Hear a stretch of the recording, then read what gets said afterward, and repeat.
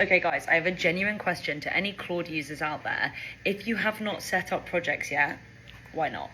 Why not? If you are opening a Claude chat and you are having to re-explain yourself every single time, there is the simplest fix, and it's called Claude Projects. A project is basically a dedicated workspace inside Claude where you can give it permanent context, your role, your goals, your documents, so that every conversation inside that project already knows exactly who you are and exactly what you're trying to do. It is a much more sophisticated version of a custom GPT or a Gemini gem. A big question that I always get is, how do I know what Claude projects to make for my specific job? And my best advice here is to ask yourself, what do you do on repeat every single week? And that is your project. So if you work in marketing, you could create a project called content. Upload your brand guidelines, your tone of voice doc, and your past performing top posts. Now, every single time you need to write a social media caption, write an email, brainstorm a campaign idea, create a slide presentation, Claude already knows your brand and your design guidelines inside out. You don't need to copy and paste or re-explain anything. Or if you work in ops and you do a lot of reporting, you could create a Claude project called Weekly Reporting.